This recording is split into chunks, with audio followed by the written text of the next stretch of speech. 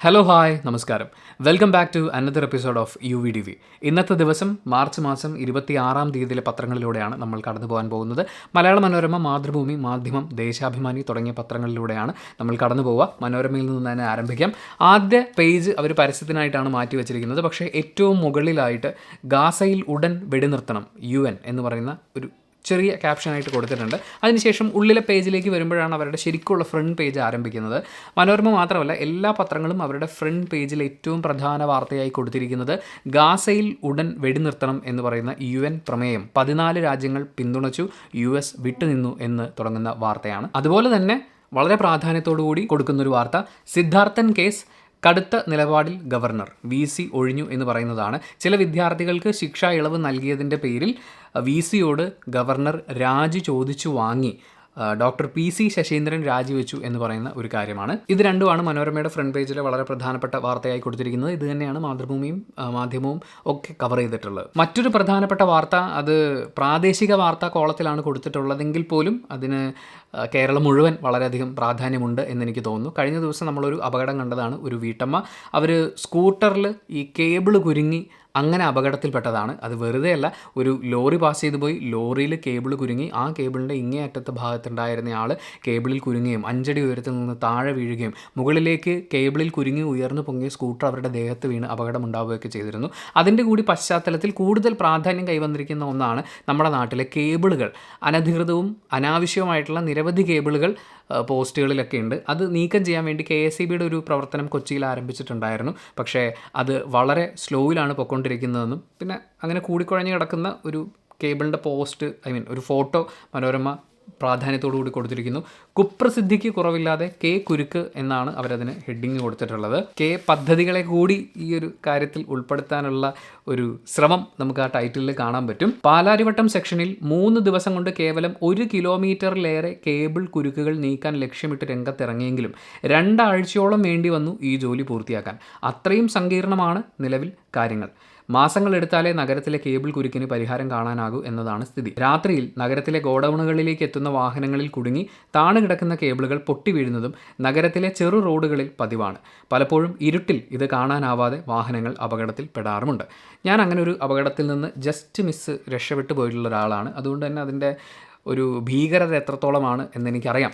അപ്പോൾ എത്രയും പെട്ടെന്ന് ഓൾ കേരള ലെവലിൽ തന്നെ, അത് KSEB മാത്രമല്ല കേട്ടോ, ഉത്തരവാദിത്തപ്പെട്ട മറ്റ് വകുപ്പുകൾ കൂടി അതിൽ ഇടപെടണം. കാര്യം ഇതൊരു മനുഷ്യാവകാശ പ്രശ്നമായി മാറുകയാണ്. ആളുകൾ, നിരപരാധികളായിട്ടുള്ള ആളുകൾ, ഈവൻ വണ്ടി എടുത്തവർ റോഡിലുമല്ല, റോഡിൻ്റെ സൈഡിൽ വെറുതെ നിൽക്കുമ്പോൾ പോലും അപകടത്തിൽപ്പെടുന്നു എന്ന് പറയുന്ന ഒരു അവസ്ഥയിലേക്ക് കേബിൾ കുരുക്കുകൾ മാറുകയാണ്. അനധികൃതമാണ് അതിൽ ബഹുഭൂരിപക്ഷം എന്നുള്ളതാണ് അതിൽ ഏറ്റവും ഭീകരമായിട്ടുള്ളൊരു കാര്യം എന്ന് പറയുന്നത്. ഇനി അതുപോലെ മറ്റൊരു വാർത്ത കൂടിയുണ്ട്. ഇതെല്ലാ പത്രത്തിലും വന്നിട്ടുണ്ട്. പല പത്രങ്ങളിലും ഉൾപേജുകളിലേക്ക് പോകുന്നു, ചില പത്രങ്ങളിൽ ഫ്രണ്ട് പേജിലേക്ക് വരുന്നു എന്നുള്ളതാണ്. ഓൺലൈൻ ഭക്ഷണ വിതരണക്കാരൻ ലഹരിയുമായി അറസ്റ്റിൽ എന്നുള്ളതാണ്. സൗത്ത് ഗോവ സ്വദേശിയായ ദിൽജിത്തിനെയാണ് അറസ്റ്റ് ചെയ്തതെന്ന് പറയുന്നു. ഇദ്ദേഹത്തിൻ്റെ പെരുമാറ്റത്തിൽ സംശയം തോന്നിയപ്പോൾ പോലീസുകാർ അദ്ദേഹത്തിൻ്റെ ബോക്സ് തുറന്ന് പരിശോധിച്ചു. അതിനകത്ത് നിന്ന് 2 തരം ലഹരി പദാർത്ഥങ്ങൾ കണ്ടെടുത്തു. അതിനുശേഷം അദ്ദേഹം താമസിക്കുന്നിടത്തേക്ക് ചെന്ന് കഴിഞ്ഞപ്പോൾ അത്യാവശ്യം വലിയ അളവിൽ തന്നെ ഈ ലഹരി വസ്തുക്കൾ കണ്ടെടുക്കുകയുണ്ടായി. തീർച്ചയായും വളരെയധികം പ്രാധാന്യം അർഹിക്കുന്ന ഒരു കാര്യമാണ്. ഓൺലൈൻ ഭക്ഷണ വിതരണ ശൃംഖലയെ ഉപയോഗപ്പെടുത്തിക്കൊണ്ട് ലഹരിമരുന്ന് വിൽപ്പന വ്യാപകമായി നടക്കുന്നുണ്ടോ എന്നുള്ള അന്വേഷണം ഉണ്ടാവണം. അതിൻ്റെ ഭാഗമായിട്ടുള്ള ആളുകളെ കുരുക്കാൻ സാധിക്കണം, അല്ലേ? പിന്നെ തെരഞ്ഞെടുപ്പുമായിട്ട് ബന്ധപ്പെട്ട ഒരു വാർത്ത, തോക്കുൾപ്പെടെ ലൈസൻസ് ഉള്ള ആയുധങ്ങൾ കൈവശമുള്ളവർ ലോക്സഭാ തിരഞ്ഞെടുപ്പ് പ്രമാണിച്ച് അതത് പോലീസ് സ്റ്റേഷനുകളിൽ അത് ഏൽപ്പിക്കണമെന്ന് കളക്ടർ അറിയിച്ചു എന്ന് പറയുന്നത്. കൊച്ചിയിലാണ് ഈ സംഭവം ഉള്ളത്. മിക്കവാറും എല്ലായിടത്തും കളക്ടർ അത് ഉത്തരവായിട്ട് ഇറക്കുന്നുണ്ടാവും. എൻ്റെ കയ്യിൽ തോക്കുണ്ടെങ്കിൽ തിരഞ്ഞെടുപ്പ് കാലത്ത് അത് പോലീസ് സ്റ്റേഷനിൽ സറണ്ടർ ചെയ്യേണ്ടതാണ്. പക്ഷേ തിരഞ്ഞെടുപ്പ് കാലത്താണെങ്കിലും ആയുധം എൻ്റെ കയ്യിലിരുന്നേ പറ്റൂ, എനിക്ക് അത്രയും ഭീഷണിയുണ്ട് എന്നാണെങ്കിൽ അത് ഞാൻ ബോധിപ്പിച്ചു കഴിഞ്ഞാൽ എനിക്ക് അതിനുള്ള അനുമതി കിട്ടും. അപ്പോൾ അതിനുള്ള പ്രോസസ്സുകൾ, തോക്ക് വല്ലതും കയ്യിലിരിപ്പുണ്ടെങ്കിൽ ഉറപ്പായും അതിൻ്റെ കാര്യങ്ങളൊക്കെ ചെയ്യുക. അല്ലെങ്കിൽ അതുമായിട്ട് ബന്ധപ്പെട്ട് ഇനി വഴിയെ വരാൻ പോകുന്ന വയ്യാവലികളൊക്കെ നമ്മുടെ തലയിലേക്ക് വരും. അപ്പോൾ അതുകൊണ്ട് അത്തരം കാര്യങ്ങൾ ശ്രദ്ധിക്കുക. മറ്റൊരു പ്രധാനപ്പെട്ട വാർത്ത, ഇതിനെ ഹൃദയം നുറുങ്ങുന്ന വാർത്ത എന്നല്ലാതെ എങ്ങനെ വിശേഷിപ്പിക്കും എന്നെനിക്കറിയില്ല.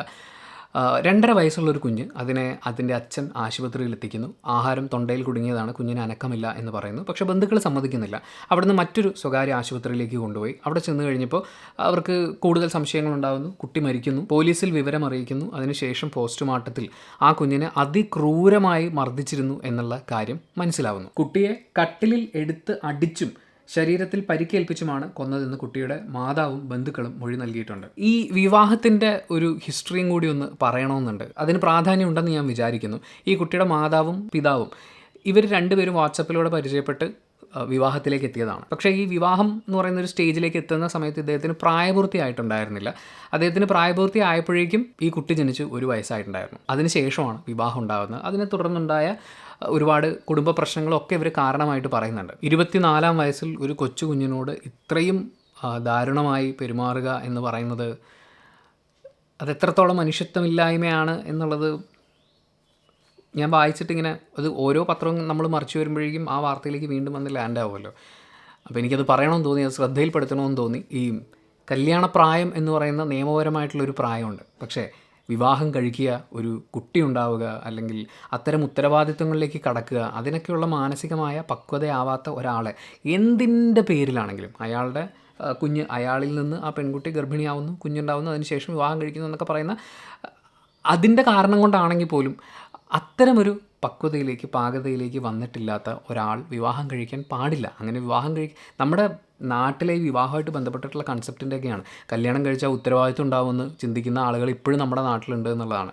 ഉത്തരവാദിത്വമുള്ള ഒരാൾക്ക് പറഞ്ഞിട്ടുള്ള പണിയാണ് വിവാഹം കഴിക്കുക, കുഞ്ഞുണ്ടാവുക എന്നൊക്കെ പറയുന്നത്. അതിനത്രയും പ്രാധാന്യം നമ്മൾ കൊടുത്തു തുടങ്ങണം. അതിൻ്റെ സമയം അതിക്രമിച്ചിരിക്കുന്നു എന്നുള്ളതാണ് ഈ വാർത്ത കണ്ടു കഴിഞ്ഞപ്പോൾ എനിക്ക് ഫീൽ ചെയ്തത്. അതുകൂടി പറയണമെന്ന് തോന്നി. ഇനി മറ്റൊരു വാർത്ത, റിവ്യൂ ബോംബിംഗ് കാരണം സിനിമ നശിക്കുന്നു എന്നൊക്കെയാണല്ലോ കുറേ ആളുകൾ വാദിച്ചുകൊണ്ടിരിക്കുന്നത്. ചില മാധ്യമങ്ങളും അതിന് വേണ്ടിയിട്ട് കാണ്ഡമായിട്ട് കഥകൾ, നോവലൊക്കെ രചിച്ചുകൊണ്ടിരിക്കുകയായിരുന്നു. ഇത് ഇരുട്ടറയിലെ എന്തൊക്കെയോ സാധനങ്ങളൊക്കെ ആയിട്ട് അതിന് കൃത്യമായിട്ടുള്ളൊരു മറുപടി എന്നുള്ള രീതിയിൽ നമുക്ക് വേണമെങ്കിൽ പറയാവുന്ന ഒരു കാര്യമാണിത്.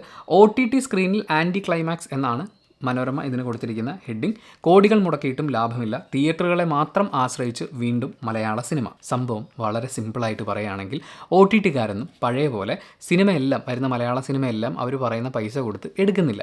ഒരിടയ്ക്ക് ഈ OTT പ്ലാറ്റ്ഫോമുകളൊക്കെ കൂടുതൽ മലയാള സിനിമകളൊക്കെ എടുക്കുന്നുണ്ടായിരുന്നു. അപ്പോൾ OTTയിൽ വിറ്റ് കാശാക്കാം എന്ന പേരിൽ തന്നെ, OTTക്ക് വേണ്ടി തന്നെ എന്ന് പറഞ്ഞിട്ട് കുറേ സിനിമകളൊക്കെ അവരുണ്ടാക്കി ഇറക്കുന്നുണ്ടായിരുന്നു. പ്രാദേശിക സിനിമകളുടെ OTT പ്ലാറ്റ്ഫോം കച്ചവടത്തിൻ്റെ കട പൂട്ടുന്നു. തെലുങ്ക്, തമിഴ് സിനിമകളുടെ കച്ചവടം അത്യാവശ്യം നടക്കുന്നുണ്ടെങ്കിലും മലയാളത്തിലെ കച്ചവടം അവസാനിച്ച അവസ്ഥയിലാണ്. തിയേറ്ററിനെ ആശ്രയിച്ചു മാത്രം സിനിമ എടുക്കാവുന്ന അവസ്ഥ തിരിച്ചെത്തുന്നു. ഏറെക്കാലമായി തിയേറ്ററിനെ ആശ്രയിക്കാതെ OTT സാറ്റലൈറ്റ് അവകാശങ്ങൾ മാത്രം വിറ്റ് ലാഭം ഉണ്ടാക്കാവുന്ന അവസ്ഥയിലായിരുന്നു നിർമ്മാതാക്കളും സാങ്കേതിക വിദഗ്ധരും.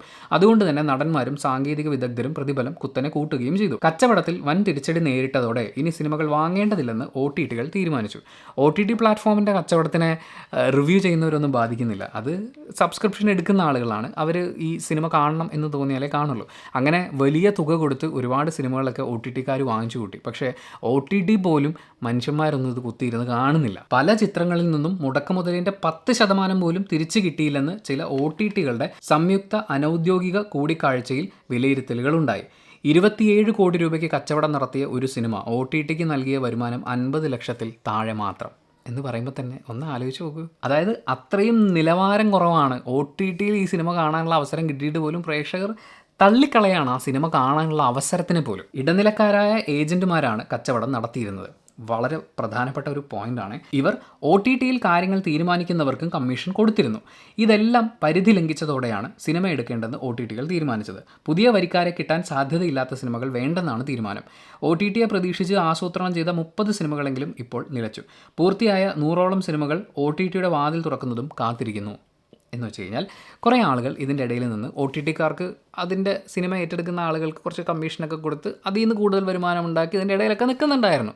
ഇപ്പോൾ OTT പ്ലാറ്റ്ഫോംകാരും നമ്മൾ ഈ സിനിമ എടുക്കുകയാണെങ്കിൽ ഈ സിനിമ നമ്മുടെ പ്ലാറ്റ്ഫോമിൽ കാണാൻ വേണ്ടി ഒരാൾ സബ്സ്ക്രിപ്ഷൻ എടുക്കുമെങ്കിൽ മാത്രം എടുത്താൽ മതി എന്ന് പറയുന്ന ഒരു അവസ്ഥയിലാണ്. അപ്പോൾ സ്വാഭാവികമായിട്ടും അവർ സിനിമയെക്കുറിച്ചുള്ള അഭിപ്രായങ്ങൾ അന്വേഷിക്കുമല്ലോ. ഇനി സൂപ്പർ ഹിറ്റായിട്ടും വലിയ കാര്യമൊന്നുമില്ല. മലയാളത്തിൽ സൂപ്പർ ഹിറ്റായ ഒരു ചിത്രം 15 മുതൽ 20 കോടി രൂപ വരെ ചോദിച്ചെങ്കിലും കച്ചവടം നടന്നത് 6 കോടി രൂപയ്ക്ക്. ഏറെ കാലത്തിന് ശേഷമുണ്ടായ കച്ചവടമാണിത് എന്ന് പറയുമ്പോൾ ഒന്ന് ആലോചിച്ചു. 20 കോടി രൂപ OTTയിൽ നിന്ന് കിട്ടും എന്ന് പ്രതീക്ഷിച്ചിരുന്നിടത്ത് 6 കോടി മാത്രമാണ് കിട്ടുന്നത്. അത് റിവ്യൂ പറയുന്നവരൊന്നും കാരണമല്ല കേട്ടോ. ഇത് OTTയിൽ കൊണ്ട് പ്ലേസ് ചെയ്തിട്ട് നാട്ടുകാർക്ക് ഇത് കാണണ്ട എന്ന് പറയുന്നൊരു അവസ്ഥയിലെത്തുന്ന അത്തരം സിനിമകൾ വരെ റിലീസാവാൻ തുടങ്ങിയതുകൊണ്ടാണ്. അതവിടെ നിൽക്കട്ടെ. വളരെ പ്രധാനപ്പെട്ട എല്ലാവരുടെയും ഒരുപോലെ ബാധിക്കുന്ന ഒരു കാര്യമുണ്ട്, ഒരു തീരുമാനമാണ്. വായ്പകളുടെ തിരിച്ചടവ് മുടങ്ങിയാൽ നമ്മൾ ലോൺ എടുത്തിട്ട് അതിൻ്റെ തിരിച്ചടവ് മുടങ്ങുകയാണെങ്കിൽ പിഴ പലിശയ്ക്ക് പകരം പിഴ തുക മാത്രം ഏർപ്പാടാക്കാനുള്ള റിസർവ് ബാങ്ക് ചട്ടം ഏപ്രിൽ 1 നിലവിൽ വരും. ജനുവരി 1 നടപ്പാക്കേണ്ടിയിരുന്ന ചട്ടമാണ് ബാങ്കുകൾ ആവശ്യപ്പെട്ടതിനെ തുടർന്ന് നീട്ടിവെച്ചത്. വീണ്ടും കാലാവധി നീട്ടാൻ ഇടയില്ല.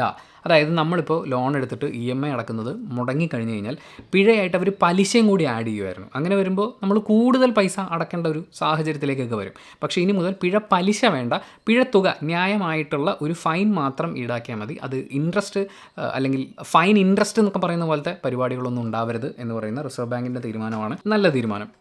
കുറച്ചും കൂടി നേരത്തെ ആവാമായിരുന്നു. പിന്നെ ബാങ്കുകാർക്ക് അവരുടെ ലാഭം നോക്കിയല്ലേ പറ്റും. കഴിഞ്ഞ 5 മാസത്തിനിടെ വോട്ടർ പട്ടികയിൽ പേര് ചേർത്തത് 3.11 ലക്ഷം യുവ വോട്ടർമാരാണ് എന്ന് പറയുന്ന ഒരു കാര്യം മനോരമ പ്രാധാന്യത്തോടെ കൊടുത്തിട്ടുണ്ട്. ഇത് മറ്റെല്ലാ പത്രങ്ങളും തന്നെ കവർ ചെയ്തിട്ടുണ്ട്. അത് വളരെ പ്രധാനപ്പെട്ട ഒരു പോയിൻ്റാണ്. 3.11 ലക്ഷം 18 വയസ്സ് പൂർത്തിയായി വോട്ടർ പട്ടികയിലേക്ക് പുതുതായി പേര് ചേർത്ത ആളുകളുണ്ട് എന്ന് പറയുമ്പോൾ യുവാക്കൾക്ക് ഇത്തവണത്തെ ഇലക്ഷനെ വളരെയധികം സ്വാധീനിക്കാൻ പറ്റുമെന്നുള്ളതാണ്. അതിൻ്റെ അർത്ഥം ഈ ഇലക്ഷൻ്റെ ക്യാമ്പയിനിങ്ങിന് സോഷ്യൽ മീഡിയ പ്ലാറ്റ്ഫോമുകളെ കൂടുതൽ ആശ്രയിക്കും എന്ന് പറയുന്ന കാര്യവും കൂടി ഉണ്ടാവുമല്ലോ. പൊതുവെ യുവജനങ്ങളോട് ഈ അരാഷ്ട്രീയവാദം കുത്തി നിറയ്ക്കാൻ വേണ്ടിയിട്ട് പലരും പറയുന്ന കാര്യങ്ങളൊക്കെയാണ്.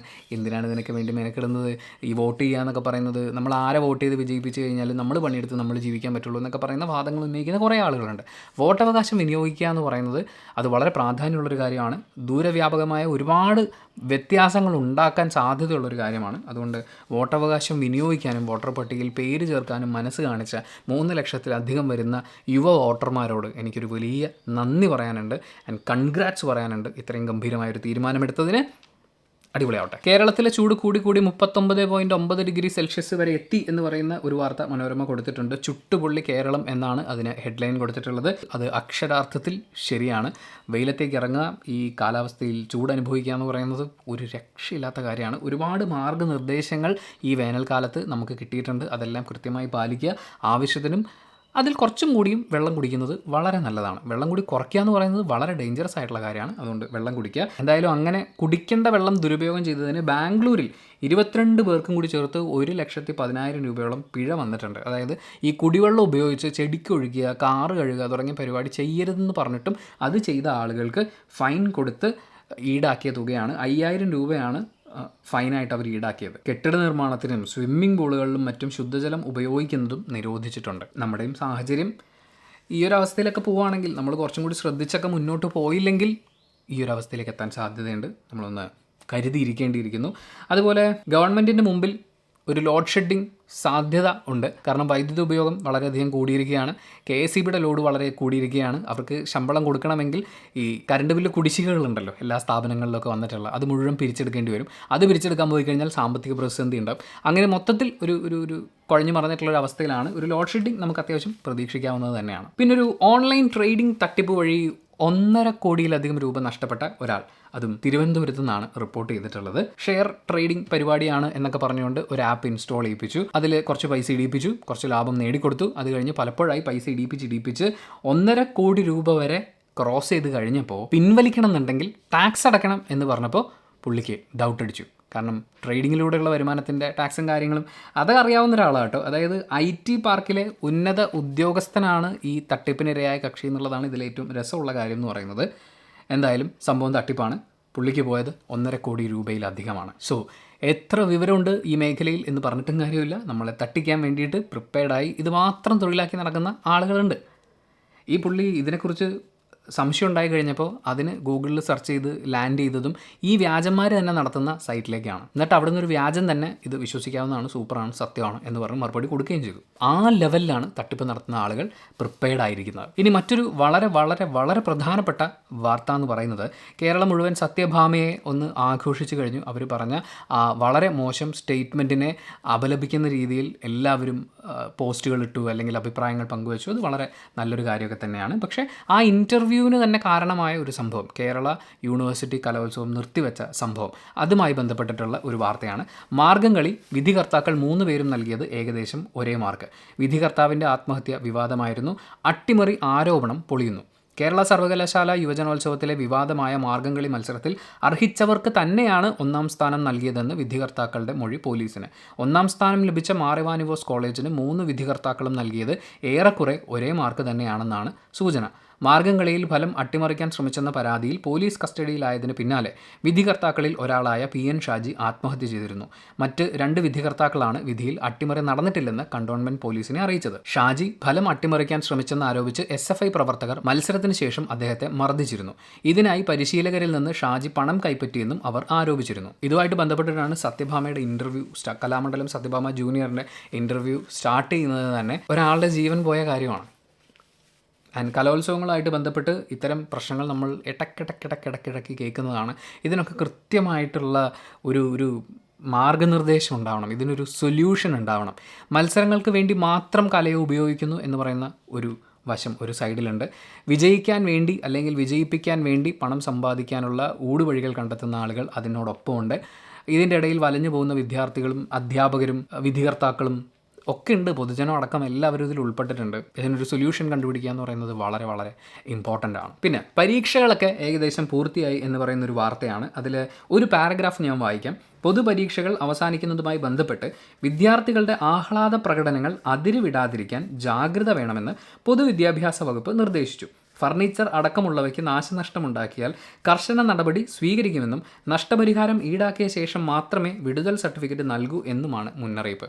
എന്ന് വെച്ചാൽ ഈ ലാസ്റ്റ് ദിവസം ഫൈനൽ പരീക്ഷയൊക്കെ കഴിയുമ്പോൾ ഞങ്ങൾ അന്ന് ചെയ്തതെന്ന് പറഞ്ഞാൽ നമ്മൾ ഗുണ്ടില്ലേ, മറ്റേ ചെറിയ അതിനെ തിരി കൊടുക്കുമ്പോൾ വലിയ ശബ്ദത്തിൽ പൊട്ടുന്ന അങ്ങനെയുള്ള 2 ഗുണ്ട് ക്ലാസ് മുറിയിലിട്ട് പൊട്ടിച്ചിട്ടായിരുന്നു അന്ന് ഞങ്ങളൊരു സെലിബ്രേഷനൊക്കെ ഉണ്ടായിരുന്നത്. അതിനുശേഷം വേറെ പല രീതിയിലും സെലിബ്രേറ്റ് ചെയ്യുന്നതൊക്കെ കേട്ടിട്ടുണ്ട്. പിന്നെ നിങ്ങളുടെ ചേട്ടന്മാർ ഒടിച്ചിട്ട് പോയതാണ് എന്ന് പറഞ്ഞ് പല ഡെസ്കും ബെഞ്ചും ഒക്കെ കാണിച്ചു തന്നിട്ടുള്ള അധ്യാപകരുണ്ട്. കാരണം ഈ പരീക്ഷയൊക്കെ കഴിഞ്ഞല്ലോ, നമ്മൾ ഈ സ്കൂളിൽ നിന്ന് പോവുകയാണല്ലോ. അപ്പം ഇതിൻ്റെ ഒരു സന്തോഷം, ഇങ്ങനെ ആവേശമൊക്കെ വരുമ്പോൾ എന്തെങ്കിലുമൊക്കെ ചെയ്യാമെന്ന് പറഞ്ഞിട്ട് അങ്ങനെ പലതും ചെയ്യുന്ന ആളുകളുണ്ട്. അത്തരം കാര്യങ്ങൾ എന്തെങ്കിലും ചെയ്ത് സ്കൂളുകളിലെ ഫർണിച്ചറുകൾക്കൊക്കെ നഷ്ടം ഉണ്ടാവുകയാണെങ്കിൽ അതിൻ്റെ പൈസ എല്ലാം പിടിച്ചതിന് ശേഷം മാത്രമേ സ്കൂളിൽ നിന്ന് വിട്ടുപോകുന്ന ഒരു സർട്ടിഫിക്കറ്റ് തരുള്ളൂ. അതുണ്ടെങ്കിലാണ്, ആ TC ഉണ്ടെങ്കിലാണ് നമുക്ക് മറ്റെവിടെയെങ്കിലും അഡ്മിഷൻ കിട്ടുള്ളൂ. അതുകൊണ്ട് ദയവ് ചെയ്ത് അത്തരം പരിപാടികൾക്കൊന്നും നിൽക്കാതിരിക്കുക. ആഘോഷം, കൂട്ടുകാരുടെ ഉള്ളിൽ സന്തോഷ ശബ്ദമൊക്കെ ഉണ്ടാക്കിയിട്ട് ഇതിങ്ങനെ ഉപദേശം പോലെയൊക്കെ പറയുമ്പോഴേ എന്നിട്ട് ഇയാളെന്തോന്ന് കാണിച്ചത് എന്ന് പറയുന്നൊരു ചോദ്യം ഉണ്ടല്ലോ. ഞാനൊന്നും ചെയ്തിട്ടില്ല കേട്ടോ. എൻ്റെ ക്ലാസ്സിലെ പിള്ളേരാണ് ഗുണ്ടൊക്കെ പൊട്ടിച്ച് ആഘോഷിച്ചത്. ആഘോഷങ്ങൾ സന്തോഷത്തിൻ്റെതാവട്ടെ, അപകടങ്ങളും പ്രശ്നങ്ങളും ഉണ്ടാക്കാത്തതാവട്ടെ, അല്ലേ? എന്തായാലും ക്ലാസ്സും കോഴ്സും ഒക്കെ കഴിഞ്ഞതിൻ്റെ ഭാഗമായിട്ട് ഇനി ഉള്ള ദിവസങ്ങളിൽ തിയേറ്ററുകളിൽ നല്ല തിരക്കൊക്കെ ഉണ്ടാവും. ഒരുപാട് കുട്ടികൾ ഈ വെക്കേഷനായിട്ട് വേണം, പ്രത്യേകിച്ച് SSLC പരീക്ഷയും അതുപോലെ +1 +2 പരീക്ഷയൊക്കെ എഴുതിയിരുന്ന കുട്ടികളൊക്കെ ഈ ഇപ്പോൾ മഞ്ഞുമൽ ബോയ്സ്, പ്രേമലു അതുപോലുള്ള സിനിമകളൊക്കെ ഈ എക്സാം ഒന്ന് കഴിഞ്ഞിട്ട് വേണം കയറി കാണാമെന്ന് പറഞ്ഞിരിക്കുകയായിരുന്നു. എന്തായാലും അങ്ങോട്ടേക്ക് വീണ്ടും ആളുകളുണ്ടാവും. ഈ കളക്ഷൻ റെക്കോർഡുകൾ എന്തായാലും ഉയരാൻ തന്നെയാണ് സാധ്യത എന്ന് തോന്നുന്നു. അവിടെ നമ്മൾ മാധ്യമം പത്രത്തിലേക്ക് വരുമ്പോൾ നേരത്തെ നമ്മൾ പറഞ്ഞ വാർത്തകളൊക്കെ തന്നെയാണ് പ്രധാനമായിട്ട് വരുന്നത്. അതുപോലെ മനോരമയിലും റിപ്പോർട്ട് ചെയ്തിരുന്ന ഒരു കാര്യം ഉണ്ടായിരുന്നു. ഈ തിരഞ്ഞെടുപ്പ് ഡ്യൂട്ടി കിട്ടി പല ഉദ്യോഗസ്ഥരും പല സ്ഥലങ്ങളിലേക്ക് അല്ലെങ്കിൽ അവരുടെ ഡ്യൂട്ടി തിരക്കിലേക്കൊക്കെ മാറുമ്പോൾ മണ്ണ് മാഫിയ കാക്കനാട് മേഖലയിൽ ശക്തമാകുന്നു എന്ന് പറയുന്ന ഒരു കാര്യമാണ്. മണ്ണെടുക്കലും നികത്തലും അതുപോലെയുള്ള പരിപാടികളൊക്കെ തകൃതിയായി നടക്കുന്നു എന്നുള്ളത് പല വകുപ്പുകളിലെയും ഉദ്യോഗസ്ഥർ അവർക്ക് കിട്ടിയിട്ടുള്ള ഡ്യൂട്ടി കാര്യങ്ങളൊക്കെ ആയിട്ട് മാറുമ്പോൾ പലയിടങ്ങളിലും ഇതുപോലെയുള്ള സംഭവങ്ങൾക്കുള്ള സാധ്യതകളുണ്ട്. കൃത്യമായി റിപ്പോർട്ട് ചെയ്യപ്പെടുകയും അതിനോടൊപ്പം ഈ കാര്യങ്ങളും വളരെ ശക്തമായി നോക്കാൻ അവർക്ക് സാധിക്കട്ടെ എന്നുള്ളതാണ്. അല്ലെങ്കിൽ അതിനെന്ത് മാർഗം കണ്ടെത്താൻ പറ്റും എന്നുള്ളതാണ് നമ്മൾ ശരിക്കും ആലോചിക്കേണ്ടത്. ഇലക്ഷൻ കഴിയുമ്പോഴേക്കും നാടിൻ്റെ പകുതി ആരെങ്കിലും അടിച്ചുകൊണ്ട് പോയി എന്ന് പറയുന്ന ഒരു അവസ്ഥ ആവാൻ പാടില്ലല്ലോ. പിന്നെ ഒരു പ്രധാനപ്പെട്ട വാർത്ത മാധ്യമം റിപ്പോർട്ട് ചെയ്തിട്ടുണ്ട്. അത് ഞാൻ മറ്റ് പത്രങ്ങളിലൊന്നും കണ്ടില്ല കേട്ടോ. അതായത് ചിക്കൻ പോക്സ് ജാഗ്രത വേണമെന്ന് ആരോഗ്യവകുപ്പ്. സംസ്ഥാനത്ത് ചൂട് തുടരുന്ന സാഹചര്യത്തിൽ ചിക്കൻ പോക്സിനെതിരെ ജാഗ്രത പാലിക്കണമെന്ന് ആരോഗ്യവകുപ്പ്. സ്വയം ചികിത്സ പാടില്ല, അതാണ് ഏറ്റവും ഇമ്പോർട്ടൻറ്റ്. ബഹുഭൂരിപക്ഷം ആളുകൾ സ്വന്തമായിട്ട് വീട്ടിൽ ഇരുന്ന് ചികിത്സിക്കൽ അങ്ങനത്തെ പരിപാടികൾക്കൊക്കെ പോകും. രോഗലക്ഷണങ്ങൾ ശ്രദ്ധയിൽപ്പെട്ടാൽ വേഗം ചികിത്സ തേടണം. ശിശുക്കൾ, കൗമാരപ്രായക്കാർ, മുതിർന്നവർ, ഗർഭിണികൾ, പ്രതിരോധശേഷി കുറഞ്ഞവർ, അവയവമാറ്റ ശസ്ത്രക്രിയ കഴിഞ്ഞവർ എന്നിവർക്ക് രോഗം ഗുരുതരമാകാൻ സാധ്യതയുള്ളതിനാൽ പ്രത്യേകം ശ്രദ്ധിക്കണം. ചിക്കൻ പോക്സ് രോഗിയുമായി സമ്പർക്കത്തിൽ വന്നിട്ടുള്ളതോ രോഗലക്ഷണങ്ങളുള്ളതോ ആയ ഈ വിഭാഗത്തിൽപ്പെട്ടിട്ടുള്ള ആളുകൾ ആരോഗ്യ പ്രവർത്തകരുടെ ഉപദേശം തേടണമെന്നും ആരോഗ്യവകുപ്പ് നിർദ്ദേശിച്ചിട്ടുണ്ട്. പിന്നെ ചിക്കൻ പോക്സ് എന്താണ് എന്നുള്ളത് കൊടുത്തിട്ടുണ്ട്. എനിക്ക് തോന്നുന്നു ഞാനിത് മുഴുവൻ വായിക്കാം, അത്രയും പ്രാധാന്യമുള്ളതാണ്, ശ്രദ്ധിച്ച് കേൾക്കണം കേട്ടോ. വേരിസെല്ല സോസ്റ്റർ എന്ന വൈറസ് മൂലമുള്ള പകർച്ചവ്യാധിയാണ് ചിക്കൻ പോക്സ്. ഇതുവരെ ചിക്കൻ പോക്സ് വരാത്തവർക്കോ വാക്സിൻ എടുക്കാത്തവർക്കോ ഈ രോഗം വരാൻ സാധ്യതയുണ്ട്. രോഗപകർച്ച രോഗമുള്ളവരുമായി അടുത്ത സമ്പർക്കത്തിലൂടെയും കുമിളകളിലെ സ്രവത്തിലൂടെയും ചുമ, തുമ്മൽ എന്നിവയിലൂടെയുള്ള കണങ്ങൾ ശ്വസിക്കുന്നത് വഴിയും ചിക്കൻ പോക്സ് ബാധിക്കാം. ശരീരത്തിൽ കുമിളകൾ പൊന്തി തുടങ്ങുന്നതിന് 2 ദിവസം മുമ്പ് മുതൽ അവ ഉണങ്ങുന്നത് വരെ രോഗം പകരാം. 10 മുതൽ 21 ദിവസം വരെ രോഗലക്ഷണങ്ങൾ പ്രകടമാവും. പനി, ക്ഷീണം, ശരീരവേദന, വിശപ്പില്ലായ്മ, തലവേദന, ശരീരത്തിൽ കുമിളകൾ എന്നിവയാണ് രോഗലക്ഷണങ്ങൾ.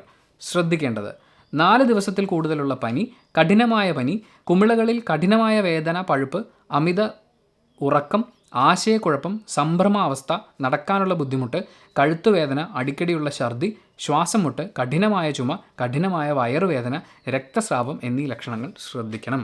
ഇത് പ്രത്യേകം ശ്രദ്ധിക്കുക. ഗർഭിണികളും കുട്ടികളും പിന്നെ അവയവമാറ്റ ശസ്ത്രക്രിയ കഴിഞ്ഞവരും കൗമാരപ്രായക്കാരായിട്ടുള്ള ആളുകൾക്കൊക്കെ ഈ രോഗം വരുമ്പോൾ കുറച്ച് കൂടുതൽ നമ്മൾ സൂക്ഷിക്കേണ്ടതായിട്ടുണ്ട്. അപ്പോൾ ഭയം വേണ്ട, ജാഗ്രത മതി. ജാഗ്രത മാത്രമല്ല, എന്തെങ്കിലും ലക്ഷണങ്ങളുണ്ട് എന്ന് തോന്നിക്കഴിഞ്ഞാൽ എത്രയും പെട്ടെന്ന് ഡോക്ടറുടെ അടുത്ത് പോവുക. ജാഗരൂകരായി വീട്ടിലിരിക്കരുത് എന്നാണ് ഉദ്ദേശിച്ചത്. പിന്നെ അവസാന നിമിഷം വരെ ഞാൻ മത്സരിക്കുന്നില്ല എന്ന് പറഞ്ഞ BJP സംസ്ഥാന പ്രസിഡന്റ് കെ സുരേന്ദ്രൻ, പുള്ളി വയനാട്ടിൽ മത്സരിക്കുന്നു എന്ന് പറയുന്ന ഒരു വാർത്ത മാധ്യമം കൊടുത്തിട്ടുണ്ട്. മാധ്യമം മാത്രമല്ല, എല്ലാവരും അത് റിപ്പോർട്ട് ചെയ്തിട്ടുണ്ട്. മാധ്യമത്തിന്റെ വാർത്ത പ്രകാരം ഫലം എന്തെന്ന് ഉറപ്പുള്ള വയനാട് മത്സരത്തിന് തയ്യാറായതിന് കെ സുരേന്ദ്രന് കേന്ദ്ര നേതൃത്വത്തിൽ പുതിയ പദവി വാഗ്ദാനമുണ്ട്. BJP അധ്യക്ഷ സ്ഥാനത്ത് കാലാവധി പൂർത്തിയാക്കാൻ പോകുന്ന സുരേന്ദ്രന് ഡൽഹിയിൽ പദവി ലഭിക്കുമെന്നാണ് റിപ്പോർട്ടുകൾ. ഇപ്പം തോറ്റിട്ട് വരൂ, നമുക്ക് നല്ലൊരു പോസ്റ്റ് ഇവിടെ ഉണ്ട് എന്ന് പറയുന്ന പോലെയാണ് ഈ റിപ്പോർട്ട് കൊടുത്തിട്ടുള്ളത്. അതങ്ങനെ തന്നെയാണോ അവർ കാണുന്നതെന്ന് എനിക്കറിയില്ല കേട്ടോ. ഇനിയിപ്പോൾ നമ്മൾ പറഞ്ഞതെന്ന് വേണ്ട. അവിടെ നിന്ന് നമ്മൾ മാതൃഭൂമിയിലേക്ക് വരുമ്പോൾ ഞാൻ ഏറ്റവും ആദ്യം പറഞ്ഞ 2.5 വയസ്സുകാരിയെ മർദ്ദിച്ചു കൊന്ന പിതാവ് എന്ന് പറയുന്ന വാർത്തയുണ്ട്. അതിനോടൊപ്പം ഒരു കുഞ്ഞു വാർത്ത കൂടി കൊടുത്തിട്ടുണ്ട്. അവിടെയും ഒരു കൊച്ചു കുഞ്ഞിൻ്റെ പേരാണുള്ളത്. കഴിഞ്ഞ ദിവസങ്ങളിലൊക്കെയും നമ്മൾ ഈ വാർത്തകൾ വായിക്കുമ്പോൾ അപകടത്തിൽപ്പെട്ട ആൾക്കാരുടെ കാര്യങ്ങൾ അല്ലെങ്കിൽ ഉപദ്രവിക്കപ്പെട്ട കുട്ടികളുടെ വാർത്തകളൊക്കെ കൂടുതൽ കാണുന്നുണ്ട്. അതിൽ ഇതെന്താ സംഭവം എന്ന് വെച്ച് കഴിഞ്ഞാൽ, കൊല്ലത്ത് കൊറ്റംകുളങ്ങര ചമയവിളക്ക് ഉത്സവത്തിന്റെ ഭാഗമായി വണ്ടിക്കുതിര വലിക്കുന്നതിനിടയിലേക്ക് വീണ് 5 വയസ്സുകാരി മരിച്ചു. പുലർച്ചെ 12 മണി കഴിഞ്ഞായിരുന്നു അപകടം. രാത്രി 12 മണിക്ക് ശേഷം 5 വയസ്സുള്ള കുട്ടി ഈ തേര് വലിക്കുന്നിടത്ത് ഉണ്ടായിരുന്നു. കടത്താറ്റു വയലിൽ നടന്ന കെട്ടുകാഴ്ചയിലെ 4 ചക്രങ്ങളുള്ള വണ്ടിക്കുതിര വലിക്കുന്നിടത്ത് നല്ല തിക്കും തിരക്കുമായിരുന്നു. രമേശ് കുടുംബസമേതമായിരുന്നു ഉത്സവത്തിന് എത്തിയത്. ആരവവും ആവേശവും ചേർന്ന പരിപാടിക്കിടെ ആൾക്കൂട്ടത്തിന്റെ തള്ളലിൽ കാല് തെറ്റി വീണെന്ന് രമേശ് പറഞ്ഞു. മകളെ കയ്യിൽ നിന്ന് വിട്ടുപോയി. അപകടത്തിൽപ്പെട്ട ക്ഷേത്രയെ ഉടനെ തന്നെ നീണ്ടകരയിലെ ഫൗണ്ടേഷൻ ആശുപത്രിയിലും തുടർന്ന് കൊല്ലം NS സഹകരണ ആശുപത്രിയിലും എത്തിച്ചെങ്കിലും രക്ഷിക്കാനായില്ല. കുസാറ്റിലൊരു അപകടം ഉണ്ടായി കഴിഞ്ഞപ്പോൾ വലിയ രീതിയിലാണ് ചർച്ചയുണ്ടായത്. ഈ ആൾത്തിരക്കുകൾ ഉണ്ടാവുന്ന സ്ഥലങ്ങൾ, അവിടെ നമ്മൾ സൂക്ഷിക്കേണ്ട കാര്യങ്ങൾ, അങ്ങനെയൊക്കെയുള്ള ഒരുപാട് കാര്യങ്ങളൊക്കെ. ഉത്സവം പോലുള്ള കാര്യങ്ങളിൽ അവിടെ നമ്മൾ കൊച്ചു കുട്ടികൾക്ക് കൊടുക്കേണ്ട വളരെയധികം നമ്മൾ സൂക്ഷിക്കേണ്ട ഒരു സമയമാണ്. കുട്ടികളെ തട്ടിക്കൊണ്ടു പോകുന്നതാണെങ്കിലും അവർക്ക് അപകടങ്ങൾ ഉണ്ടാകുന്നതാണെങ്കിലും അവരെ കാണാതാവുന്നതാണെങ്കിലും ഇങ്ങനെയുള്ള ഒരുപാട് പ്രശ്നങ്ങൾ സംഭവിക്കുന്നൊരു സ്ഥലമാണ്. വെളുപ്പിന് 12 മണിക്ക് 5 വയസ്സുള്ള ആ കുട്ടിയെ എന്ത് അത്ഭുതമാണ് ഈ ആൾത്തിരക്കിനുള്ളിൽ കാണിക്കാൻ നമ്മൾ ശ്രമിക്കുന്നത്. നമ്മുടെയൊക്കെ ആഘോഷങ്ങളുടെ ഒക്കെ ഭാഗമാണ്. ഞാനും കുട്ടിക്കാലത്തൊക്കെ ആയിരുന്നപ്പോൾ എന്നെ ഇതുപോലെ ഒരുപാട് ഉത്സവങ്ങൾക്കൊക്കെ കൊണ്ടുപോയിട്ടുണ്ട്. നമ്പർ 1, അവർക്ക് നമ്മൾ എന്ത് അത്ഭുതമാണ് ഈ കാണിച്ചുകൊണ്ടിരിക്കുന്നത്. അമ്പലം ഉത്സവം പരിപാടിയൊക്കെ അടിപൊളിയാണ്, രഥം വലിക്കുന്നതും ഒക്കെ സൂപ്പറാണ്, എല്ലാം ശരിയാണ്. ഈ 5 വയസ്സുള്ള കുഞ്ഞിനെ വൈ മാൻ, അത് കിടന്ന് ഉറങ്ങേണ്ട സമയമായിരുന്നില്ലേ? ഇത് മാത്രമല്ല, ഓരോ മതങ്ങളുടെയും ജാതികളുടെയും ആഘോഷങ്ങളുടെയൊക്കെ ഭാഗമായിട്ട് നമ്മൾ കൊച്ചുകുട്ടികളെ അതിൻ്റെ ഭാഗമാക്കി അവർക്ക് റിസ്ക് ഉള്ള മേഖലകളിലേക്ക് എന്തിനാണ് ഒഴിവാക്കിക്കൂടായിരുന്നോ? അല്ലെങ്കിൽ ഒഴിവാക്കേണ്ടതല്ലേ? മാതൃഭൂമിയുടെ അവസാന പേജിലേക്ക് വരുമ്പോൾ നല്ലൊരു ബിസിനസ് സാധ്യത അവർ തുറന്നു വെക്കുന്നുണ്ട്. ഓൾറെഡി ഇപ്പോൾ ആ ബിസിനസ് മേഖലയൊക്കെ പലരും കൈയടക്കിയിട്ടുണ്ടാവും. എങ്കിൽ പോലും ആ സാധ്യത അതെനിക്ക് ഇഷ്ടപ്പെട്ടു. റംസാൻ സീസണിൽ പഴങ്ങൾ പോലെ പ്രധാനമാണ് ഈന്തപ്പഴവും. കേരളത്തിൽ ഈന്തപ്പഴത്തിന് റംസാൻ സീസണിൽ മാത്രം നടക്കുന്നത് ഏതാണ്ട് 80 മുതൽ 100 കോടി രൂപയുടെ ഈന്തപ്പഴ കച്ചവടമാണ്. 100 കോടി രൂപയുടെ ബിസിനസ്, ആലോചിച്ച് നോക്കൂ. കോവിഡിന് ശേഷം ആരോഗ്യ പരിചരണത്തിൽ ഈന്തപ്പഴമടക്കമുള്ള ഡ്രൈ ഫ്രൂട്ട്സിനെ ഭക്ഷണക്രമത്തിൽ കാര്യമായ ആളുകൾ ഉൾപ്പെടുത്തിയിരുന്നു. ഉയർന്ന പ്രതിരോധ ശേഷിയും വൈറ്റമിൻ ഘടകങ്ങളുമാണ് ഇതിന് കാരണം. ഡ്രൈ ഫ്രൂട്ട്സിൽ ഈന്തപ്പഴം തന്നെയാണ് വിൽപ്പനയിൽ കേമൻ. നമ്മുടെ രാജ്യത്ത് ഉൽപ്പാദനം ഇല്ലാത്തതുകൊണ്ട് ഇത് വിദേശ രാജ്യങ്ങളിൽ നിന്നാണ് ഇറക്കുമതി ചെയ്യുന്നത്. ക്വാളിറ്റി അനുസരിച്ച് 300 മുതൽ 3000 രൂപ വരെ കിലോയ്ക്ക് റേറ്റ് ഉണ്ട്. ഇത് പല രീതിയിലാണ് ഇത് വിറ്റഴിയുന്നത്. ഇപ്പോൾ ഗിഫ്റ്റ് ബോക്സ് ആയിട്ട് ഇത് വിൽക്കുന്നവരുണ്ട്. അപ്പോൾ അതിൻ്റേതായിട്ടുള്ള റേറ്റും കാര്യങ്ങളൊക്കെ വരും. പിന്നെ സോഷ്യൽ മീഡിയയിലൂടെ വിൽപ്പന നടക്കുന്നുണ്ട്. എന്തായാലും നമ്മുടെ ആഹാര ശീലങ്ങളിലും അതുപോലെ തന്നെ ആരോഗ്യത്തെക്കുറിച്ചുള്ള നമ്മുടെ കൺസെപ്റ്റിലൊക്കെ വന്നിട്ടുള്ള ചെറിയ മാറ്റങ്ങളുടെയൊക്കെ ഭാഗമായിട്ട് ഇതുപോലെ പല കാര്യങ്ങൾക്കും ഏറ്റക്കുറച്ചിലുകൾ ഉണ്ടായിട്ടുണ്ട്. അതൊക്കെ അനുസരിച്ചൊരു ബിസിനസ്സൊക്കെ പ്ലാൻ ചെയ്യാവുന്നതാണ്.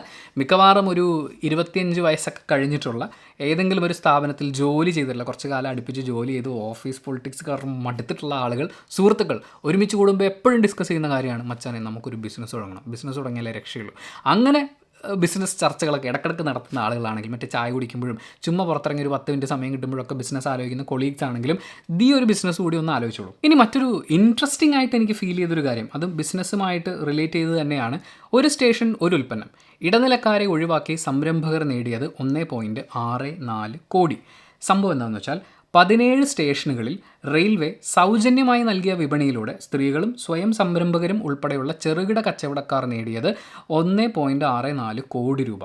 പ്രാദേശിക ഉൽപ്പന്നങ്ങൾക്ക് ഇടനിലക്കാരില്ലാതെ വിപണിയൊരുക്കാൻ റെയിൽവേ ഒരുക്കിയ പദ്ധതിയിൽ കഴിഞ്ഞ ഒരു വർഷത്തെ നേട്ടമാണിത്.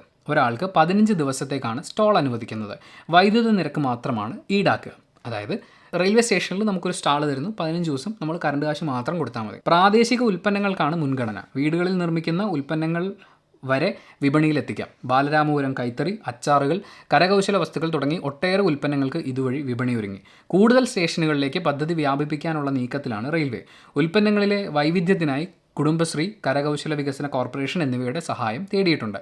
ഇടനിലക്കാർക്കും വിതരണ ഏജൻസികൾക്കും അവസരം നൽകില്ല. ഇതിൻ്റെ ഇടയിൽ നിൽക്കുന്ന ഏജൻറ്റുമാർ പരിപാടികളൊന്നുമില്ല. നേരിട്ട് നമുക്ക് സാധനങ്ങൾ അവിടെ എത്തിക്കാം.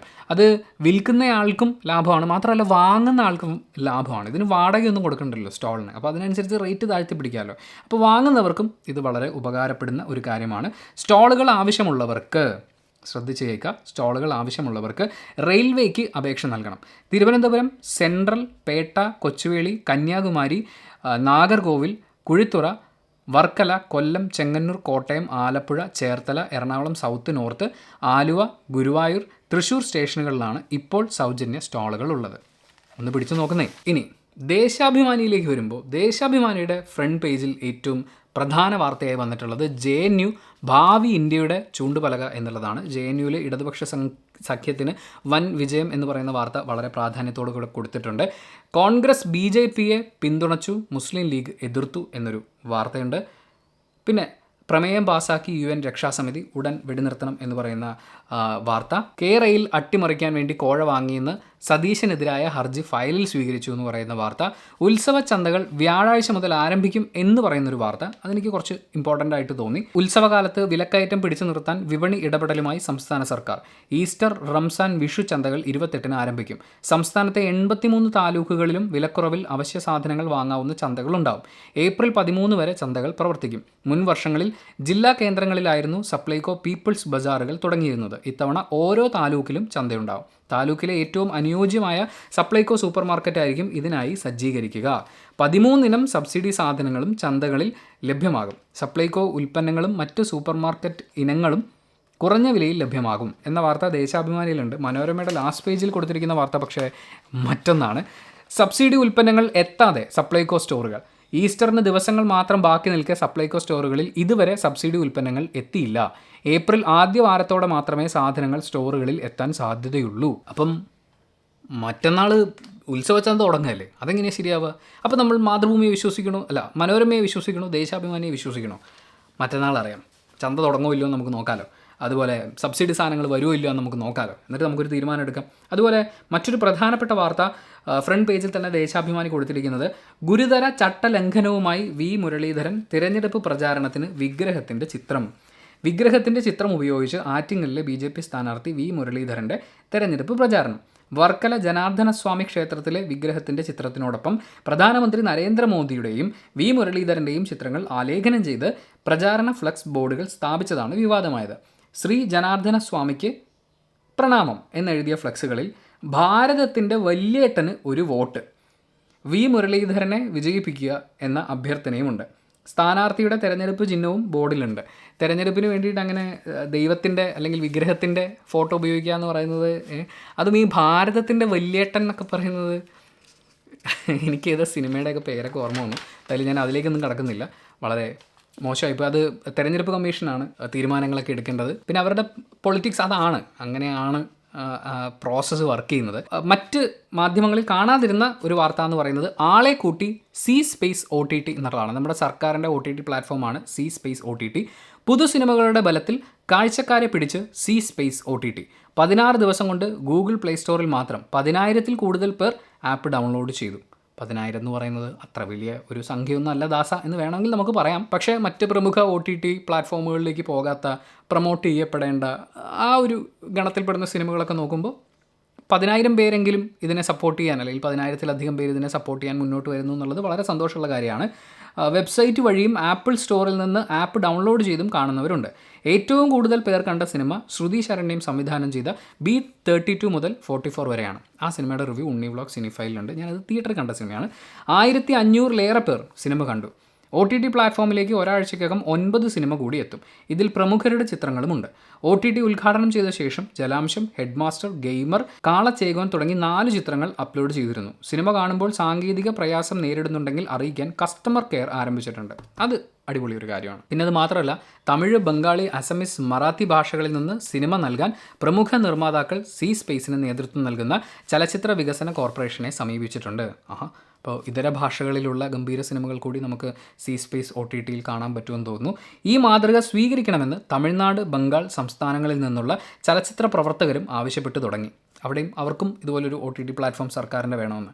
അതേസമയം മലയാളത്തിൽ നിന്ന് പഴയകാല സൂപ്പർ ഹിറ്റ് ചിത്രങ്ങളുടെ നിർമ്മാതാക്കൾ ചലച്ചിത്രം നൽകാൻ ചലച്ചിത്ര വികസന കോർപ്പറേഷനെ സമീപിച്ചിട്ടുണ്ട്.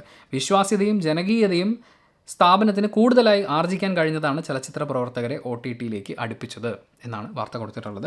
ഞാൻ സി സ്പേസ് ഡൗൺലോഡ് ചെയ്തിട്ടേ ഉള്ളൂ. പല സിനിമകളും നമ്മൾ തിയേറ്ററിൽ ഓൾറെഡി കണ്ടിട്ടുള്ളതാണല്ലോ എന്ന് വിചാരിച്ചിട്ടാണ്. പക്ഷേ ഇപ്പോൾ പേരുകൾ വായിച്ചപ്പോൾ കുറേ സിനിമകൾ ഞാൻ കാണാത്തതുണ്ട്. എന്തായാലും സി സ്പേസ് OTTയിൽ ഞാനും കുറച്ച് സിനിമകൾ കാണാൻ ഏകദേശം തീരുമാനിക്കുകയാണ്. എന്തായാലും ആ വാർത്തയോടുകൂടി ഇന്നത്തെ നമ്മുടെ UVDV ഇവിടെ അവസാനിക്കുകയാണ്. ഞാൻ വിട്ടുപോയ വാർത്തകളുണ്ടെങ്കിൽ, പ്രാധാന്യം ഏറെ കുറഞ്ഞു പോയി എന്നൊക്കെ തോന്നുകയാണെന്നുണ്ടെങ്കിൽ തീർച്ചയായും കമൻറ്റ് ബോക്സിൽ രേഖപ്പെടുത്തുക. And thank you so much for watching this video. Video ഇഷ്ടപ്പെട്ടാൽ ലൈക്ക് ചെയ്യുക, കമൻറ്റ് ചെയ്യുക, ഷെയർ ചെയ്യുക, സബ്സ്ക്രൈബ് ചെയ്യുക. ആൻഡ് വോട്ട് ചെയ്യുന്ന കാര്യം മറക്കാതിരിക്കുക. അത് ഞാൻ പറ്റുന്ന എല്ലാ വീഡിയോസിലും ഓർപ്പിക്കും കേട്ടോ, അതിൻ്റെ പ്രാധാന്യം കണക്കിലെടുത്തുകൊണ്ട്.